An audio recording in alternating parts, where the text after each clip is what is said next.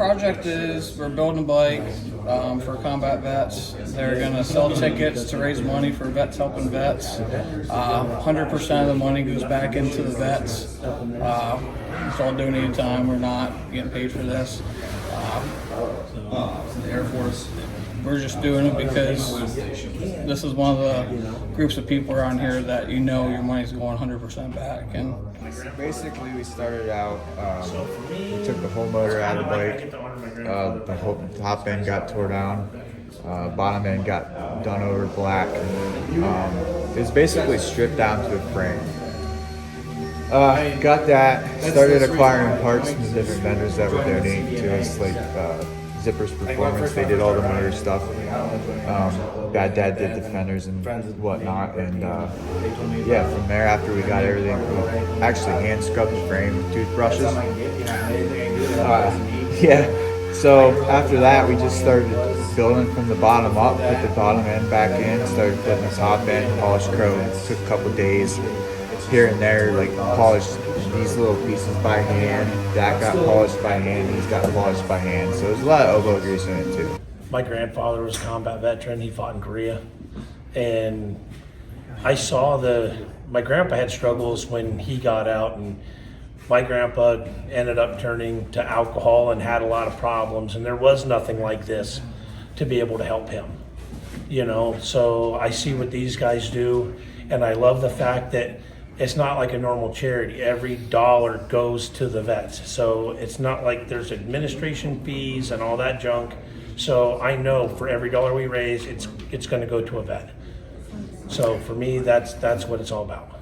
just feel that there's not enough help out there for the vets. They don't get treated the way they should be treated, as far as funding and whatnot. I mean, obviously they've sacrificed a lot for everybody in this whole entire country, so that's kind of why this hits home for all of us. Me personally, I love anything with the motor because I like the way my brain works. Like I like to take things apart and figure out how they work. So motor work for me is my favorite.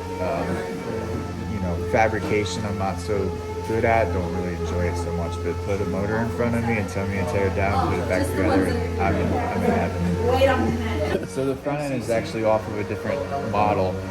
This started out as a Softail Standard. It has a Softail Fat Boy front end on it now. It was able to narrow it up and bring the front wheel back a little bit for better geometry. Everything else is Softail Standard, except for the rear fender is a Fat Boy rear fender as well. Yes. So normally these motors come like this, they're black, and then they have the machine fins on them. Generally all this stuff is chrome anyways. But being at the shape the bike was in when we pulled it in the shop, it sat in the shed for a year or more, and it was pretty bad. Some of the chrome was starting to flake off. So normally it's not that bad, but with this one we had to powder coat some of it black, and then we had to kind of polish by hand some of it to get that chrome back. I grew up, my dad was a biker. I got my first motorcycle when I was 2. I could, ride a dirt bike before I could pedal a big wheel. You know what I mean? So it's been a lifetime for me of being on motorcycles. So for me, it's just a natural thing. And my family, we all love to ride. My daughter raced dirt bikes. I raced dirt bikes most of my life. So for us, this is life, you know what I mean? And the people that don't live the motorcycle lifestyle, they don't know how much they're missing out on, because there's no better feeling of freedom than being on one of these bikes.